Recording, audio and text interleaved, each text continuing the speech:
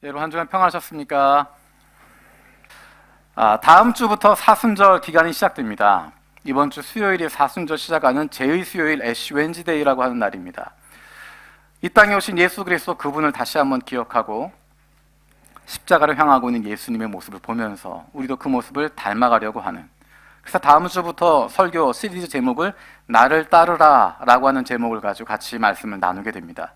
십자가를 향해서 걸어가고 계시는, 우리에게 본을 보여주고 계시는 그 예수님을 보면서 우리도 그분을 닮아가길 원하는, 그분을 따르기를 원하는 마음으로 예수님에게 집중할 수 있는 사순절 기간 되었으면 좋겠습니다. 오늘 우리에게 주신 하나님 말씀 요한복음 12장입니다. 12장 1절에서 8절입니다. 요한복음 12장 1절에서 8절, 우리 한 절씩 돌아가면서 읽도록 하겠습니다. 제가 먼저 읽겠습니다. 6월절 엿새 전에 예수께서 베다니에 이르시니 이곳은 예수께서 죽은 자 가운데서 살리신 나사로가 있는 곳이라. 거기서 예수를 위하여 잔치할새 마르다는 이르라고, 나사로는 예수와 함께 앉은 자 중에 있더라. 마리아는 지극히 비싼 향유 곧 순전한 나드 한 근을 가져다가 예수의 발에 붓고 자기 머리털로 그의 발을 닦으니 향유 냄새가 집에 가득하더라. 하나로서 예수를 잡아 줄 예수가 말하되, 이 향유를 어찌하여 300데나리온에 팔아 가난한 자들에게 주지 아니하였느냐 하니, 이렇게 말하면 가난한 자들을 생각함이 아니요 그는 도둑이라 돈꾀를 맞고 거기 넣는 것을 훔쳐 가미로라. 예수께서 이르시되 그를 가만히 두어 나의 장례할 날을 위하여 그것을 간직하게 하라. 하는 자들은 항상 너희와 함께 있거니와 나는 항상 있지 아니하니라 하시니라. 아멘. 지금 읽었던 12장의 이 본문은 우리가 지난주까지 다루었던 11장과 연결되어집니다. 11장의 내용을 생각하고 있어야 오늘 본문에서의 느낌이 다가올 수 있습니다. 지난 11장 마지막 부분 어떻게 끝난지 여러분 기억하시죠? 예수님께서 나사로를 살리셨습니다. 10장에 보면 많은 사람들이 예수를 믿지 않고 어떤 사람이 믿었다라고 이야기하는데 11장에서 그것이 바뀝니다. 많은 유대인들이 예수를 믿었다라고 이야기합니다. 많은 이들이 예수를 따르기 시작합니다. 예수를 그리스도로 인정하기 시작합니다. 그래서 대제사장들과 바리새인들이 예수를 죽이기로 결심하게 됩니다. 11장 53절에 보면 이날로부터 그들이 예수를 죽이려고 모의하니라 라고 이야기합니다. 예수를 죽여야 되겠다. 그래서 그로부터 예수께서 유대인들에게 드러나지 않도록 멀리 다니시게 됩니다. 그래서 54절에 보면 거기를 떠나 빈들 가까운 곳인 에브라임이라는 동네에 가서 제자들과 함께 거기 머무셨다라고 이야기합니다. 이미 대제사장들과 바리새인들이 예수를 죽이기로 모의하고 그 구체적인 방법으로 누구든지 예수가 있는 것을 이야기하라고, 예수를 발견하면 예수를 보면 신고하라고 이미 명령을 한 상태입니다. 예수가 보이면 누구나가 가서 그를 신고하게 되어지는, 그리고 대제사장들과 바리새인에 의해서 죽임을 당할 수밖에 없는 상황이 되어집니다. 그것이 지난주에 나누었던 11장 마지막 부분입니다. 그런데 우리 오늘 12장 1절에서 어떻게 이야기하고 있습니까? 같이 한번 읽어보겠습니다. 12장 1절입니다. 시작.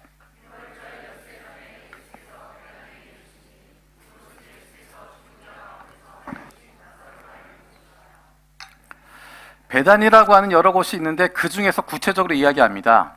나사로를 살리신 곳.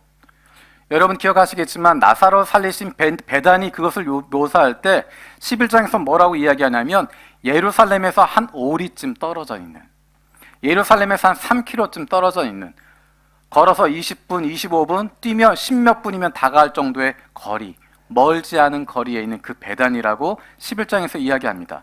그곳으로 다시 가셨다는 것입니다. 예수님께서는 분명히 알고 계셨습니다. 대제사장들이, 바리새인들이 예수를 죽이기로 모의하고 있다고 하는 것 알고 계셨기 때문에 54절에 보면 떠나 있었다, 피해 있었다라고 이야기하는데 이제 그 마을로 다시 들어오는 것입니다. 그 여정은 그 마을로부터 시작해서 예루살렘으로 들어가기 위해서 그 길을 걸어가시는 것입니다. 거기에 들어갔다가 뒤로 나오시는 것이 아니라 이제 베다니로 갔다가 거기서 멀지 않은, 얼마 되지 않은 한 오리쯤 떨어져 있는 예루살렘을 향해서 예수님이 들어가게 됩니다.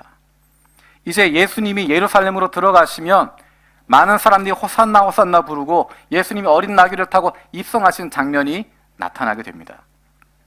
오늘의 본문은 바로 그 전 장면입니다. 제가 이렇게 길게 이야기하는 이유는 예수님의 마음이 어떤가를 생각하도록 하는 것입니다. 예수님의 마음이 어떠셨을까? 12장 12절 이후에 보면 예수님께서 예루살렘으로 들어가시는 과정 가운데 많은 사람들이 호산나 호산나 부르고 우리를 구원하소서라고 이야기하고 메시아를 찬양하고 찬송하는 모습들, 축제의 분위기가 벌어지고 있는데, 이제 예수가 그 놀라운 표적들을 행했던, 그 놀라운 기적을 행했던 예수가 예루살렘에 들어오시면 이 사내들은 다 해체시켜버리고 로마 총독 다 쫓아내버리고 독립된 국가로서 유대를 새로운 나라로 세워주시고 위대한 왕이 되시고 우리를 이제는 식민지 국가에서 다른 모든 나라 위에 군림하게 되어지는 하나님의 백성 공동체로 만들어 주실 것이라고, 이제 메시아가 왔으니 이제 모든 것이 해결된다고 생각하는, 그래서 호산나 호산나 부르고 있는, 메시아를 외쳐 부르고 있는 그 사람들 사이로 예수님이 지나가시게 됩니다. 예수님의 마음에는 어떤 마음이 있었을까? 한 걸음 한 걸음 걸어가는 그 걸음은 이제 십자가를 향해서 걸어가는 것입니다. 왕으로 군림하는 것이 아니라, 승리자로 나가는 것이 아니라, 사랑하는 양들을 위해서 자기의 목숨을 내어주는 선한 목자가 되어서 자기의 모든 것 다 내어주기 위해서 가고 있고, 사람들은 환호하고 있지만, 호산나 호산나 부르고 있지만, 메시아를 부르고 있지만, 그들이 기대하고 있는 메시아와 그들이 꿈꾸고 있는 하나님의 나라와 예수님께서 주시고자 하는 것, 예수님이 보여주시는 메시아의 모습은 전혀 다르다고 하는 것, 그것 때문에 이 사람들이 어떻게 변하게 될지, 그리고 제자들이, 예수를 따르고 있었던 사람들이 예수님의 십자가 이후로 얼마나 많은 고통을 당하고 얼마나 아파할지, 예수님은 그 마음 가운데 그것들을 가지고 계셨을 것입니다. 예수님께서 예루살렘으로 들어가시는 그 과정, 그 마음 어땠을까? 다음 시간에. 오늘은 그 전 이야기입니다. 예수님이 이제 그런 비장한 마음을 가지고 예루살렘으로 들어가시게 되는데 그 전에 일어난 일입니다. 여러분, 조금 전에 여러분 표정 어땠는지 아십니까? 굉장히 비장한 표정으로, 그 마음으로 예수님이 이 잔치 가운데 들어가십니다. 잔치를 벌였다라고 이야기합니다. 예수님을 위한 잔치가 열렸는데 그때 예수님의 마음이 여러분의 표정 같은 마음입니다. 여기에서 잔치가 벌어지고 있지만, 다 축제를 벌이고 있지만, 맛있는 거 먹고 마시고 있고 노래 부르고 있지만, 모두가 즐거워하고 있지만, 예수님의 마음속에는 이제 곧 일어날 일들, 이제 곧 사람들의 환호가 바뀌게 되는 것 뿐만 아니라, 지금 예수님 옆에서 이렇게 자랑하고 있는, 잘난 체하고 있는 그 제자들, 마치 온 세상을 가질 것 같은 그 제자들이 얼마나 힘들어할지, 앞장서서 외치고 있는 베드로, 그가 3번이나 예수님을 부인하고 통곡하게 되어질 그 모습, 제자들이 예수님의 고난당하는 모습을 보면서 뿔뿔이 흩어져 버리고 앞으로 어떻게 살아야 될지, 이제 우리는 어떻게 될지 알지 못해서 유대인들을 두려워해서 숨어 벌벌 떨고 있을 그들의 모습, 예수를 그리스도라고 많은 유대인들이 고백했지만 그들의 마음 가운데 다가오게 되질 그 아픔들, 예수님이 그것들을 알고 계셨고 그것들을 지고 계셨고, 십자가와 부활 그 사이에 겪게 되어질 그 아픔들, 예수님이 십자가 달리는 것뿐만 아니라 예수님이 사랑하시는 사람들이 겪게 되어질 그 아픔들을 알고 계셨기 때문에 예수님의 마음은 무거울 수밖에 없습니다. 예수님 옆에 있던 제자들은 어땠을까요? 예수님의 제자들은 드디어 예수님이 예루살렘으로 가시는구나 알게 됩니다. 지금까지 언제 예수님이 메시아로서 그 일을 일으키게 되실까? 언제 이스라엘을 회복시키실까? 언제 유대를 회복시키시고 언제 로마를 뒤엎어버리고 언제 온 세상의 정복자로서 서게 될까 기다리고 있었는데, 예수님이 뭔가 비장한 표정으로 이제는 내가 예루살렘에 올라가서 왕이 돼야 되겠다라는 것처럼 보이는 그 모습을 보면서 제자들의 마음도 흥분하기 시작합니다. 이제 예수님 예루살렘으로 올라가시면 예수님이 보이셨던 그 놀라운 기적들, 그 놀라운 표적들로 온 세상을 휘젓게 되어질 것이고, 로마 군대 다 물리쳐버리고 사내들인 공의회 다 눌러버리고 예수님 혼자 높이 서시는, 그리고 예수님을 도와서 여기까지 같이 왔던 그 제자들, 예수님이 왕 되시고 예수님이 대왕 되시고 예수님이 메시아 되시고 우리 12명이 그 예수님의 가장 가까운 측근이 되어서 누가 더 높은 자리에 갈 수 있을까? 누가 더 큰 것 가질 수 있을까? 누가 더 인정받을 수 있을까? 누가 개국공신으로서 그 큰 공을 세워서 높은 자리에 올라갈 수 있을까?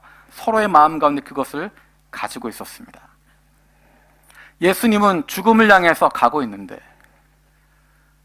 제자들의 마음은 영광을 바라보고 누가 더 큰 것 가질까? 누가 더 높은 자리에 가게 될까? 끊임없이 싸우게 됩니다. 지금까지의 상황으로 보면 베드로가 조금 앞서 있는 것 같긴 한데 이제라도 내가 무언가 앞서면 그것을 만회할 수 있지 않을까? 베드로는, 다른 제자들은 겉으로 이야기하지만 예수님은 중심을 보시는 분이니까 나처럼 중심이 선한 사람 나를 먼저 세워주시지 않을까? 다른 사람들 배운 것도 없는데 나는 그래도 뭔가 배운 게 있고 아는 게 있으니까 예수님이 통치하실 때 나 같은 사람이 전면에 서야, 그래야 일을 잘할 수 있고 잘 돌아갈 수 있겠지 생각하기도 하고, 제자들은 각각 나름대로 자기의 계산을 가지고 자기의 생각을 가지고 꿈에 부풀어 있습니다. 예수님을 위한 잔치가 벌어지고 있는데, 그래서 모두가 그 꿈에 부풀어 있는데 그 잔치 가운데 갑자기 놀라운 일이 벌어집니다. 우리 3절 말씀 같이 읽어보겠습니다. 3절입니다. 시작.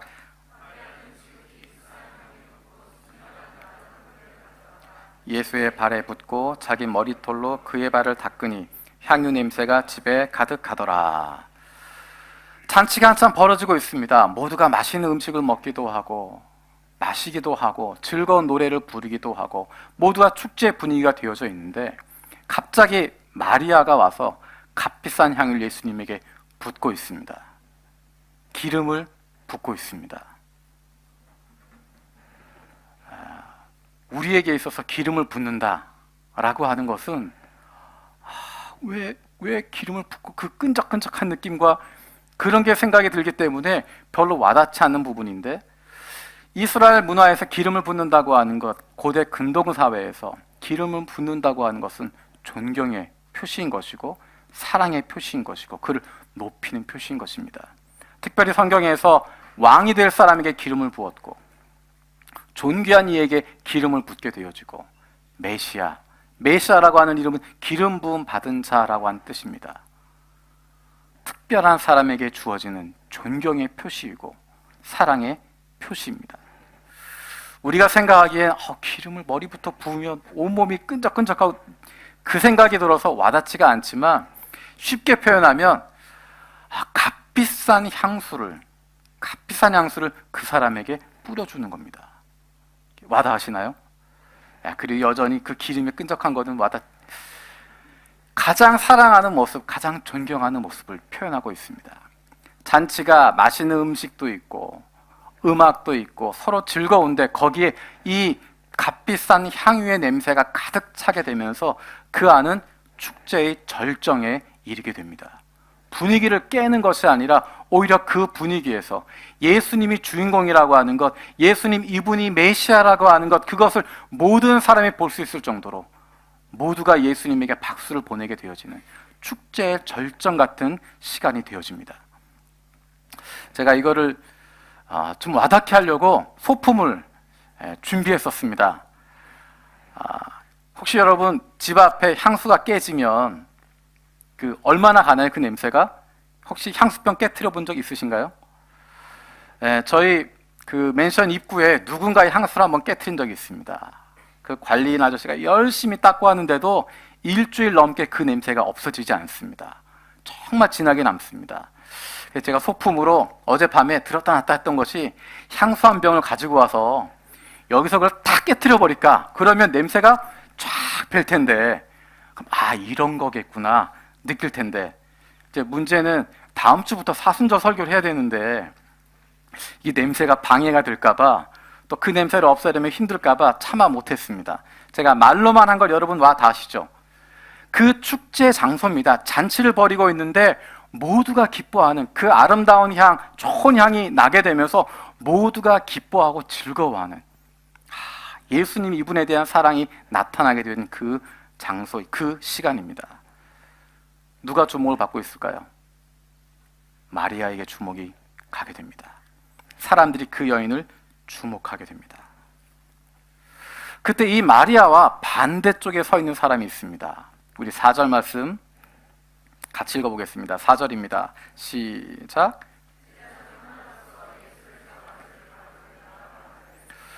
제자 중 하나라고 표현합니다. 그냥 예수를 잡아줄 가룟 유다라고 이야기하지 않고 제자 중에 하나다라고 이야기합니다. 이 뒤에도 나올 표현이 되지만 제자 중에 하나다라고 하는 것은 제자들과 공통점을 가지고 있다는 것입니다. 다른 제자들도 비슷할 수 있다는 것입니다. 유다 한 사람만 그런 것이 아니라 다른 제자들도 그런 마음을 가지고 있습니다. 가룟 유다 같은 마음을 가지고 있습니다.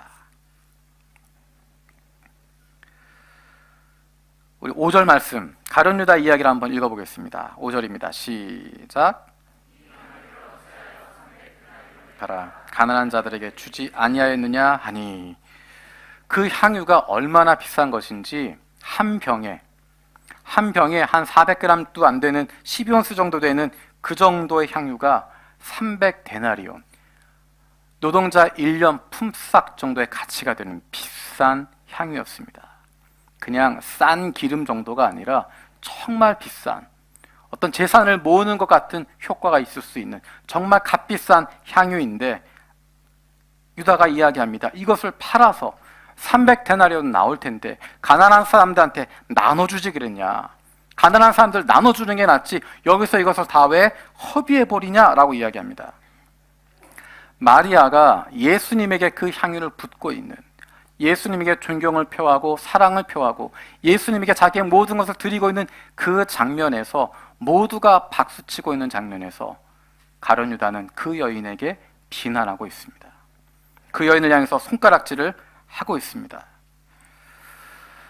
다른 사람들이 하는 것을 보면서 늘 그 사람들의 단점만 발견하고 그 사람들이 나쁜 것만 발견하고 어떤 일을 보더라도 늘 부정적으로 판단하고 늘 부정적으로 비난하는 사람들이 있습니다. 가룟 유다 같은 모습입니다. 재미있는 것은 제자들 중에 누구도 하나도 말렸다는 이야기가 나오지 않습니다. 마치 그림으로 생각하면 예수님이 가운데 계시고 마리아가 그에게 기름을 붓고 있고 주변에 있는 사람들 모두 박수를 치고 주님께 영광을 돌리고 있는데, 한편에 예수님의 제자들이 몰려있고 그 앞에 가룟 유다가 서서 그 여인을 향해 손가락질하고 있고, 마침 다른 제자들은 이 가룟 유다가 우리의 마음을 대변하는 것처럼 뒤에 물러서서 가만히 구경하고 있습니다. 가룟 유다가 어떤 마음으로 이렇게 이야기했을까? 6절 말씀 같이 한번 읽어보겠습니다.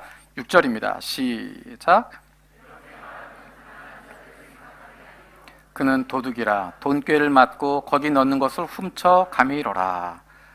겉으로 이야기할 때는 그거 팔아서 300데나리온, 그것을 가난한 사람들 나눠주면 좋을 텐데 그게 훨씬 더 효율적이고 훨씬 더 좋은 것인데 라고 비난하고 있는데, 유다의 마음속에는 돈에 대한 생각이 들어있었다는 것입니다. 가난한 사람들을 위해서 하는 것이 아니라, 그 사람들에게 베풀어 주겠다는 것이 아니라 그 돈에 대한 욕심이 그 안에 가득 차 있었다는 것입니다. 그러니까 예수님을 향한 사랑, 예수님에 대해서 존경을 표하고 예수님에게 내 모든 것을 드립니다라고 하는 그것을 보면서도 머릿속으로는 돈 계산만 되고 있습니다. 저거 얼마짜린데, 저 돈이면 다른 거 할 수 있는데. 한 가지 더 생각하면, 그 돈을 만약에 가난한 자들에게 나눠주기 위해서 예수님에게 가져왔다면, 오늘 본문에 있는 것처럼 돈꾀를 맡은 가룟 유다가 그것을 가지고 있다면 어떻게 하게 될까? 한 가지는 그가 그 돈을 빼돌릴 수도 있습니다. 그 돈을 자기의 것으로 착복할 수도 있고 횡령할 수도 있습니다. 또 다른 위험성은 그 돈 가난한 사람들에게 나누어 주어야 하는 것인데, 마치 내가 주는 것처럼 하게 된다는 것입니다. 그 사람들을 향한 사랑, 그 사람들을 위한 베품이 아니라 내가 나누어 주는 것. 가룟 유다의 입장에서 내가 이 돈을 가지고 베푸는 것, 다른 사람보다 우월한 입장에서 그 사람들에게 시혜를 베풀고 있다고 하는, 그 사람들이 중심이 아니라 내가 베풀어 주는 것, 그래서 내가 인정받는 것, 내 이름이 높아지는 것, 내가 명예를 얻게 되는 것, 내가 칭찬받는 것, 거기에 마음을 빼앗기고 있습니다. 정말로 큰 돈입니다. 300데나리온이라고 하는 것 정말로 큰 돈입니다.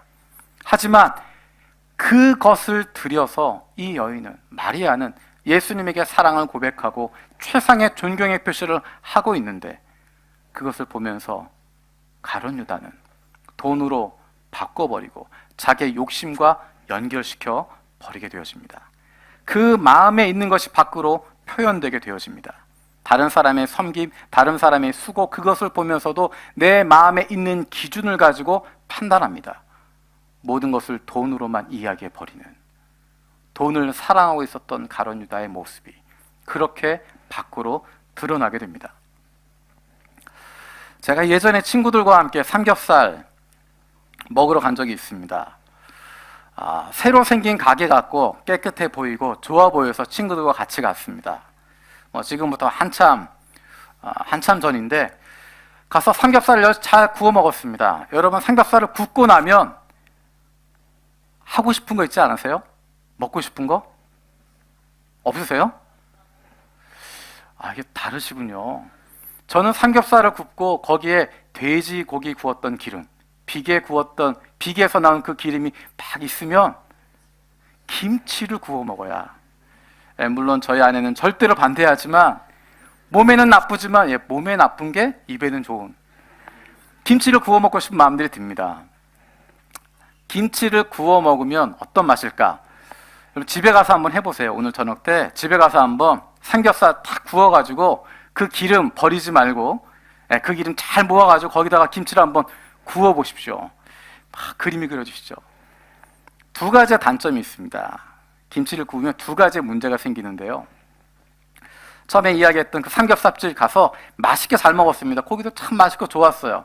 잘 굽고 나니까 기름이 너무너무 잘 나와서 그 기름 버리기 아까워서 김치를 굽기 시작했습니다. 마치 구워지는데 아주머니가 뛰어오신 거예요. 안 된다고 막 소리 지르며 뛰어오신 거예요. 김치를 구우면 연기가 많이 나잖아요. 김치를 구우면 연기가 많이 나고, 그래서 옆에 있는 손님들이 방해된다는 거예요. 이렇게 갑자기 뜨끔한 거예요. 내가 좋으려고 이렇게 하다가 다른 사람들이 피해를 보면 어떻게 하나? 그런 마음에 너무너무 아까운 그 돼지 비계 기름, 그걸 그대로 두고 일어났습니다. 그래서 무거운 마음이 아깝다. 그러고 돌아서고 있는데 이 아주머니가 또 한마디를 하시는 거예요. 처음에 뭐라고 이야기했냐면, 그 김치 구우면 그 연기 가득 차서 다른 손님들 방해된다고, 안 된다고. 두 번째 이야기는 뭐냐면, 그렇게 김치 구우면 나중에 닦기가 얼마나 어려운데. 집에서 불판에다 여러분 삼겹살 굽고 김치 구우시면 연기가 많이 나고요, 나중에 불판 닦기가 어렵습니다. 다 눌어붙어가지고. 이 아주머니가 처음에 이야기할 때는 다른 사람들 방해되니까, 다른 사람들 불편하니까 하지 말라라고 이야기했는데, 진짜 이유는 뭡니까? 자기가 귀찮은 거예요. 불판 지저분해지니까 그 닦기 귀찮아서 그렇게 이야기한 겁니다. 겉으로 이야기할 땐 그럴듯한 이유를 이야기하지만 속마음은 그렇지 않다는 것입니다. 다른 사람을 위해서 조언하는 것 같지만 실상은 내 유익을 위해서, 내 의의를 드러내기 위해서 간섭하는 것입니다. 다른 가난한 사람들 정말 돕고 싶은 마음인 것처럼 가룟 유다가 이야기했지만 실상은 그것이 아니라 자기가 무엇인가 유익을 누리고 싶은 것이고, 자기가 무엇인가 얻고 싶어하는 마음이 있었던 것입니다. 조금 전에 제가 이야기했던 그림 여러분 기억하시죠? 예수님 계시고 마리아 있고 다른 사람들이 있고, 반대쪽에 예수님의 제자들 앞에 가룟 유다가 앞장서서 그 여인을 나무라고 있는 장면 여러분 그려지시나요? 그 제자들이 유다를 말리지 않습니다. 어떤 느낌이냐면 제자들도 유다와 비슷한 느낌인 거예요. 처음 했던 이야기 여러분 기억해 보십시오. 예수님의 제자들은 이제 예수님과 함께 예루살렘에 들어가서 그들이 주인공이 된다고 생각하고 있습니다. 지난 3년 동안 수고하고 애쓰고 힘들고 어려운 가운데서도 우리가 예수님을 지키면서 여기까지 왔다고 생각합니다. 이제 곧 예루살렘에 들어가면 하나는 오른편 하나는 왼편에 앉게 되고 누가 더 높은 자리에 가게 될까, 그것을 같이 이야기하고 있습니다. 우리가 중심이었습니다. 제자들이 중심인데, 여러분 11장에 등장하고 있었던 마리아, 마르다, 나사로에 대한 표현 여러분 기억하십니까? 예수님이 사랑하시는 마르다, 마리아, 나사로. 나사로를 향해서 예수님이 사랑하시던 자가 죽게 되었습니다라고 이야기하고, 보라 그를 얼마나 사랑하였는지 예수님의 사랑을 받고 있는 장면이 등장합니다. 제자들에게 그런 표현 등장하지 않았습니다. 그리고 12장 내용 여러분 기억해 보시면 잔치를 벌이고 있는데 1절, 2절, 3절에 제자들의 이야기 등장하지 않습니다. 2절에 보면 마르다는 일하고 나사로는 예수님 옆에 앉아있고 마리아는 향유를 가지고 와서 예수님에게 붓고 있습니다. 마르다가 주인공이고 나사로가 주인공이고 마리아가 주인공입니다. 예수님도 즐거워하고 계시고 그들 보며 기뻐하고 계시고 사람들도 그들에게 박수를 치고 있습니다. 내가 주인공인 줄 알았는데, 내가 중심인 줄 알았는데, 내가 최고라고 생각했는데 예수님과 함께 있는 이 자리에서 제자들은 뒤로 빠져 있습니다. 자신들이 중요하지 않게 여겨집니다. 예수님의 사랑받고 있는 마리아, 그의 모습이 드러나게 보이고, 예수님의 사랑받고 있는 마르다, 그가 일하는 것이 보이고, 예수님의 사랑받고 있는 나사로, 그가 죽은 자 가운데서 살아나서 예수님 옆에 앉아서 같이 이야기 나누고 가까이 하는 모습을 보면서 그들이 주인공이 되고 있습니다. 마리아, 마르다, 나사로를 보면서 그들이 사랑받고 있는 것 보면서 제자들의 마음속엔 불편한 마음들을 갖게 됩니다. 이 세 남매가 잔치의 주인공이 되었습니다. 예수님의 제자들은 우리가 주인공이라고 생각했는데, 내가 중심이라고 생각했는데, 내가 예수님의 가장 큰 사랑을 받고 있고 내가 가장 인정받는 사람이라고 생각했는데, 갑자기 믿기 어려운 현실이 그들 앞에 펼쳐진 겁니다. 지금의 흐름은 나사로가 칭찬을 받고, 지금의 흐름은 마르다가 높임을 받게 되고, 지금의 흐름은 마리아에게 모든 사람의 박수가 가고 있는 상황이 되어집니다. 그 분위기를 끊어야 하는, 그 분위기를 다시 제자들에게 돌려야 하는, 자신들이 중심되어야 하는 그 마음들이 제자들 가운데 있었는데 유다가 그 앞에 앞장서서 이야기하는 것입니다. 유다가 앞장서서 그 여인을 비난하면서 그것 별것 아니다라고 이야기하면서, 마리아가 지금 하고 있는 것 이건 예수님이 원하시는 게 아니야 라고 이야기하면서 우리가 주인공이라고 그 흐름을 뒤집고 싶어하고 그 흐름을 끊어버리고 싶어하고 우리만이 예수님이 원하시는 일을 하고 있다고 하는 것처럼 이야기하고 있고, 제자들도 거기에 뒤에서 거들고 있습니다. 제자들과 유다가 같은 마음을 가지고 한편에 서 있게 됩니다. 예수님이 그 가룟 유다의 이야기에 뭐라고 반응하실까? 우리 8절 말씀 같이 읽어보겠습니다. 8절입니다. 시작.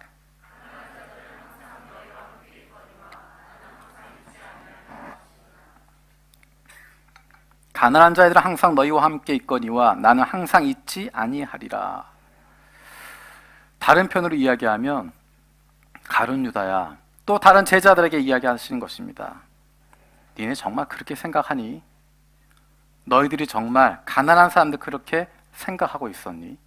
너희들이 그렇게 평소에 가난한 사람들에게 사랑을 베풀고 가난한 이들을 돌아보고 가난한 이들에게 사랑을 주고 있는 그런 사람으로 살고 있었니? 너희가 정말 이야기하는 것처럼, 가룟 유다 네가 이야기하는 것처럼 매일의 삶 속에서 그런 사랑 베풀고 있었니? 물어보고 있습니다.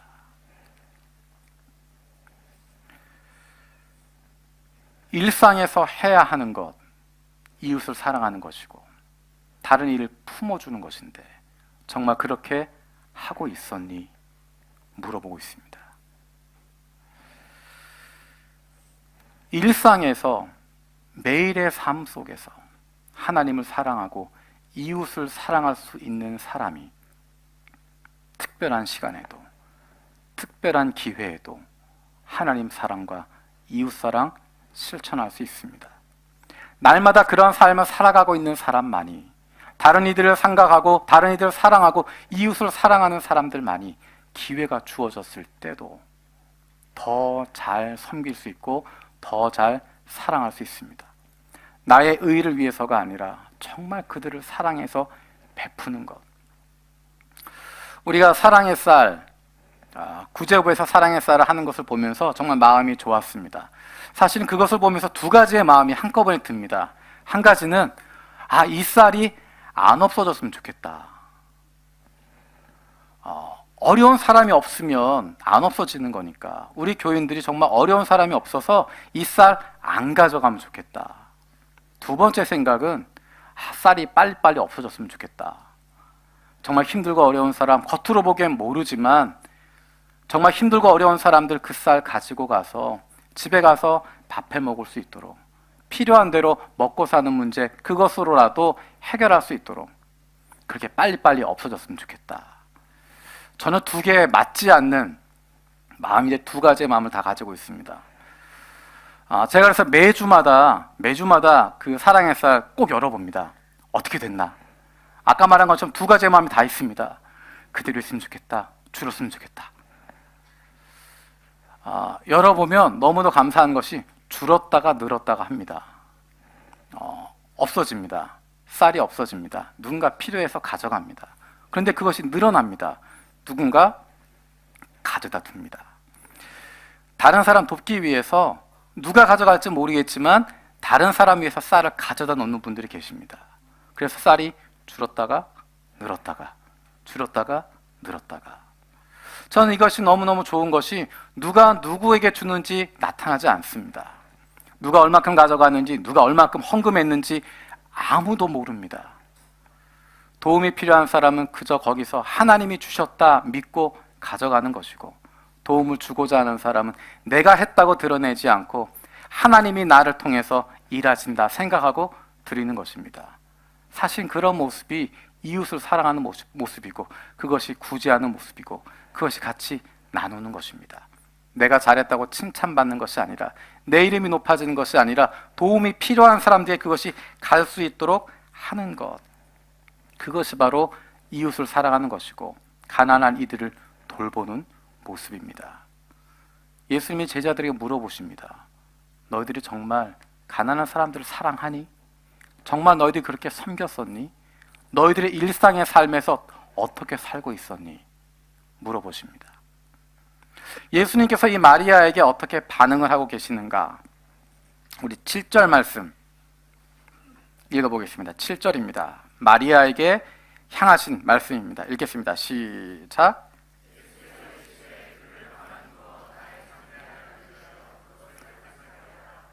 세 번역으로 읽으면 그대로 두어라. 그는 나의 장사날에 쓰려고 간직한 것을 쓴 것이다.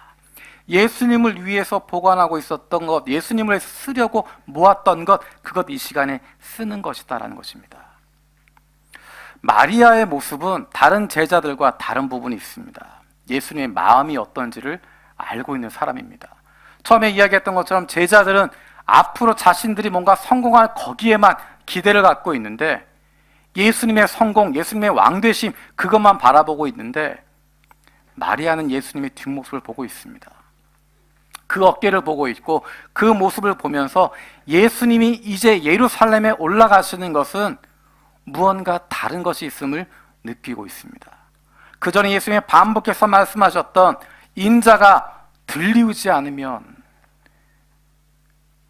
나의 살과 피를 먹지 않으면 내가 하늘로 돌아가야 되겠다고 말씀하시고, 선한 목자는 양들을 위해서 자기의 목숨을 내어준다고 말씀하시고, 반복적으로 자기 희생에 대한 이야기 하시는 것, 내가 죽어야 한다는 이야기 하시는 것, 그것을 듣고 있었기 때문에 마리아의 마음속에는 아마도 이번이 마지막일 수 있다는 마음으로 예수님에게 자기가 그동안 예수님을 위해서 준비하고 있었던 것 다 쏟아넣게 되어집니다.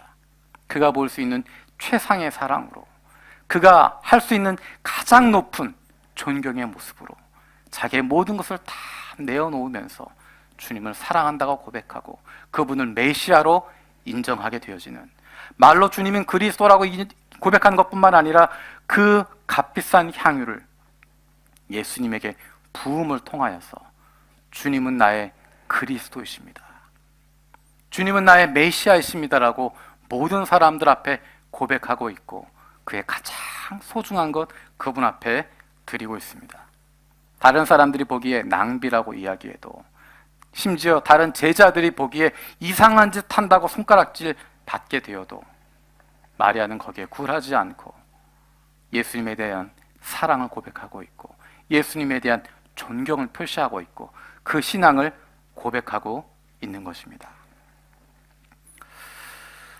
조금 전에 찬양 불렀던 내게 있는 향유옥합, 이 찬양을 할 때마다 불편한 마음들이 있습니다. 저만 그런 게 있는지 모르겠는데 주로 이 찬양을 언제 하냐면 헌금할 때 많이 합니다. 그리고 그 전에 십자가에 대한 설교를 많이 해서 은혜를 많이 받고 정말 내 죄 때문에 주님이 돌아가셨구나, 그런 설교를 많이 들은 다음에 그 다음에 그 앞에서 목사님이 또는 부흥사가 굉장히 슬픈 목소리로 다 찬양을 부릅니다. 내게 있는 향유옥합 주께 가져와. 그 다음 메시지는 내게 있는 거 다 주님께 드려야 된다고. 오늘 이 시간 여러분이 받으신 대로 헌금하시고 작정하시고. 전 그렇게 안 되는 것 같아요. 전혀 은혜 받지 못한 표정이신데요. 마치 그 찬양이 어떤 느낌이냐면 뭔가 헌금해라라는 것, 이 여인이 하나님 예수님에게 향유값 다 깨뜨려서 바쳤던 것처럼 적금도 깨고 그동안 모았던 것도 깨고 다 깨서 바쳐야 된다, 그러면 하나님이 기뻐하신다, 그래야 복 받는다 라고 하는 메시지로 자꾸 들려서 저는 굉장히 안 좋아하는 찬양입니다. 이 찬양 부를 때마다 마음이 막 두근두근 거립니다. 아이고, 다 꺼내야 되나? 지갑 다 털어야 되나? 마리아가 자기가 그동안 모았던 향유값을 다 부어서 주님께 드렸습니다. 그럼 우리는 어떻게 할 거냐? 내가 가지고 있는 물질 다 드리는 것, 뭐 어떤 거 헌금 다 하는 것, 그것은 우리에게 단 한 번으로 때우는 것처럼 되어집니다. 내 마음대로 살다가 내 돈, 내 뜻대로 막 쓰다가 한 번 은혜 받아서 큰 돈 한 번 탁 쏟아붓고 그 다음 나머지는 내 마음대로 살다가 일주일 내내 6일 동안은 내 마음대로 내 욕심대로 살다가 내가 하고 싶은 거 다 하다가 일주일에 딱 한 번 주일날 이 시간엔 은혜 받으면서 기도하면서 이 시간 주님 주님 앞에 내 소중한 시간 드립니다.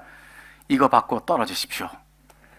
내가 주님 앞에 11조 드립니다. 이것 받고 나머지 10의 9 사용하는 것을 신경 쓰지 마십시오 라고 이야기하는 것처럼 되어버립니다. 이 여인이 마리아가 향유 옥합을 부었던 그것은 오늘 우리에게 무엇을 의미하고 있는가? 예수님 계셨기 때문에 예수님에게 그 향유를 붓고 있었습니다. 지금 예수님이 어디 계시죠? 우리와 함께하고 계십니다. 예수님과 함께하는 시간이 언제죠?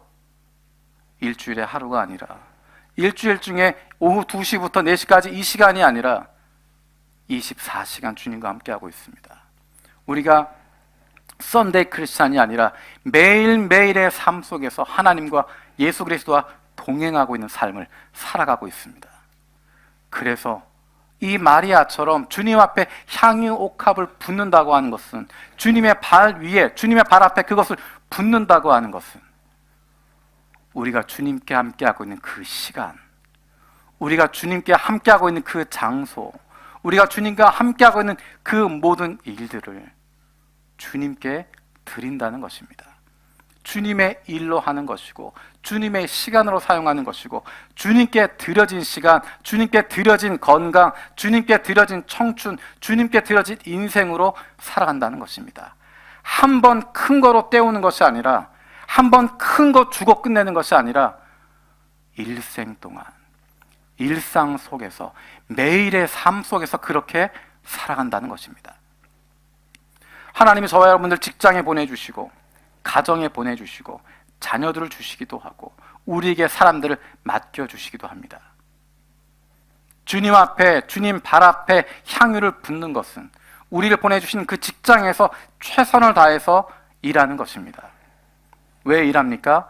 하나님이 보내주셨기 때문에 하나님의 일을 하는 것입니다. 하나님의 일을 한다고 하는 것, 교회 일하는 것만 이야기하는 것이 아닙니다.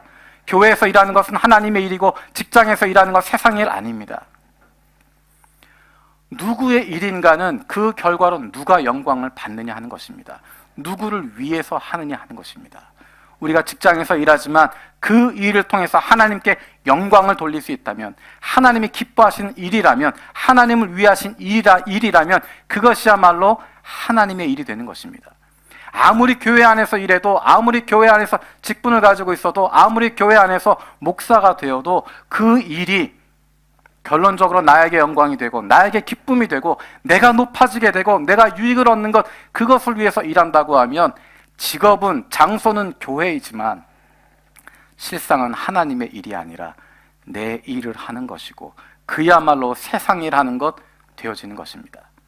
일주일에 딱 정해진 시간, 이 시간만 하나님 위해서 일하는 시간이 아니라 24시간이 주님과 함께 동행하는, 내가 살아 숨쉬고 있는 이 모든 것이 주님께 영광이 되어지고 내가 살아 숨쉬는 이 모든 것이 주님이 기뻐하시는 삶을 살아가고 있는 것, 그것이 바로 주님의 일을 하는 것이고 주님과 함께 하고 있는 삶을 살아가게 되는 것입니다.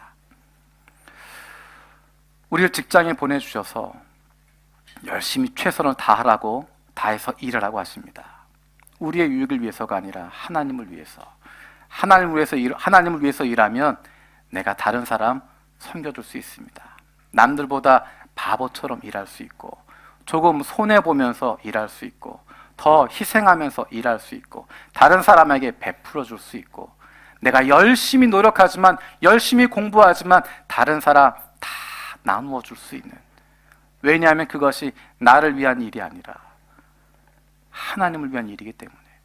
우리가 자녀를 양육하는 것, 내 꿈을 이루기 위해서 이 아이들을 몰아가는 것이 아니라 하나님의 자녀를 하나님의 뜻대로 나아갈 수 있도록 도와주는 것, 뒤에서 밀어주는 것, 하나님의 자녀로 키워주는 것, 그것이 바로 하나님의 일을 하는 것입니다. 우리의 일상 속에서 다른 사람은 그렇게 열심히 살 필요 없다고 이야기해도, 괜찮다고 이야기해도 주님을 위한 것이기 때문에 우리의 가정을 최선을 다해 섬기는 것이고 우리의 자녀들을 그래서 돌보는 것이고 그래서 우리의 직장을 열심을 다해서 일을 하는 것이고 상사를 보고 일하는 것이 아니라, 높은 사람을 보고 일하는 것이 아니라 그 너머에 계시는, 나를 이 자리에 보내주신, 이 사람들 가운데 보내주신 그 하나님을 보면서 그분 앞에 내게 있는 시간, 내게 있는 건강, 내게 있는 마음, 이 나의 일상의 이 모든 것들 주님께 드립니다 하는 마음으로 하루하루를 살아가게 되는 것입니다. 저와 여러분들이 그런 사람들 되어지길 원합니다. 이 시간 함께 찬양하겠습니다. 제가 아까 이야기했던 나 이건 정말 부르고 싶지 않아 했던 찬양, 헌금하라고 하는 이야기 아닙니다. 헌금하라는 이야기 아니고, 주일날 하루 종일 교회 왔으라는 이야기 아니고, 일주일 내내 교회에서 살아라 그런 이야기 아닙니다. 이것저것 많이 봉사해라 그런 이야기 아닙니다. 내게 있는 향유옥합 주님께, 주님 발 앞에 붓는 것은 내가 있는 그 일상의 삶 속에서 주님을 바라보며 일하는 것이고, 내가 있는 그 가정에서 주님을 위하여 가정생활을 하는 것이고, 내게 맡겨주신 자녀들, 주님의 자녀들로 섬기고 그들을 베푸는 것이고, 내가 있는 직장에서 내가 숨쉬고 있는 동안에 늘 주님을 기억하고 죽게 하듯 살아가는, 날마다 그 주님과 동행하는 삶을 살아가는 것, 그것이 바로 주님 앞에 내게 있는 향유값 붓는 것입니다. 우리 이 시간 결단하는 마음으로 주님, 내가 그렇게 살아가겠습니다. 매일의 삶 속에서 주님과 함께하는, 죽게 하듯 날마다 살아갈 수 있는 제가 되게 해주십시오. 기도하는 마음으로 찬양하겠습니다. 내게 있는 향유가, 내게 있는 향유가 주께 가져와 그 발 위에 입 맞추고 객드립니다. 내게 있는 향유가, 내게 있는 향유가 주께 가져와 그 발 위에 입 맞추고 그 발 위에 입 맞추고 객드립니다. 나를 위해 험한 산길, 나를 위해 험한 산길 오르신 예수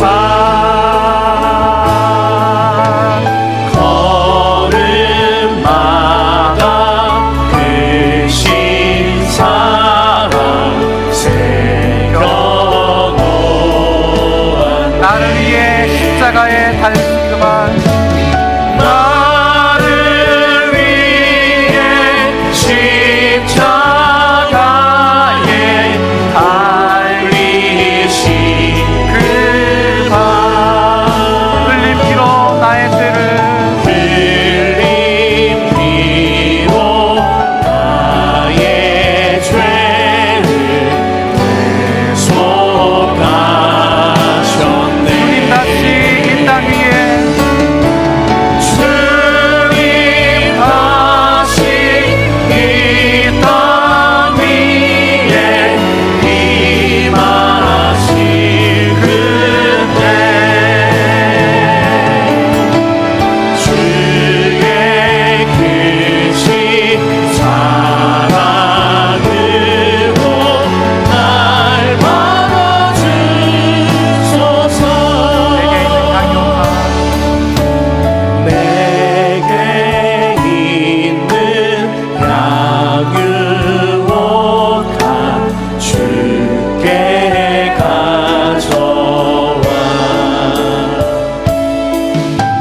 그 발 위에 입 맞추고 객드립니다. 우리 시간 잠깐 기도하겠습니다.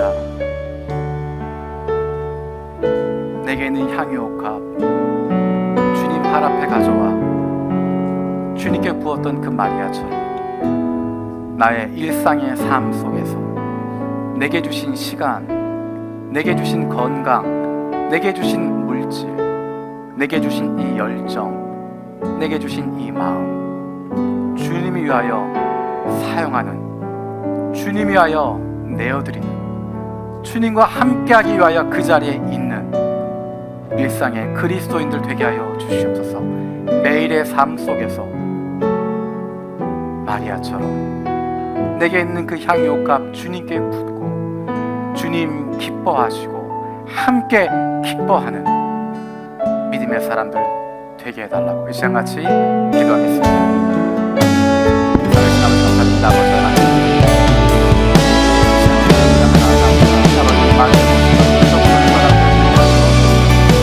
날마다 우리에게 주신 물질, 우리에게 주신 건강, 우리에게 주신 그것을 주님 나라 위해 사용합니다. 주님 기뻐서 주님 가운데 사용합니다. 기도하여 주님의 것을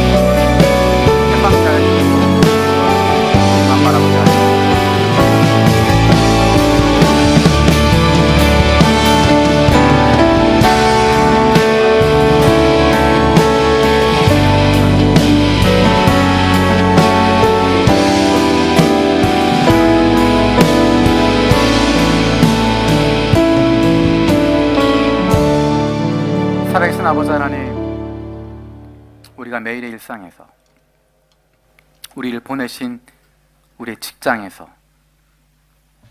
가정에서, 학교에서, 내가 있는 바로 그곳에서 주님이 내게 주신 시간, 내게 주신 물질, 내게 주신 건강, 내게 주신 열정, 이 마음, 주님 위하여 향유 부은 것처럼 그것들 주님께 드릴 수 있는, 주님 위하여 우리의 일상의 삶을 내어드릴 수 있는, 그로 말미암아 날마다 주님 기뻐하시는 그 기쁨에 동참할 수 있는 주님의 사람들 되게 하여 주시옵소서. 감사드렸고 예수님의 이름으로 기도드립니다. 아멘.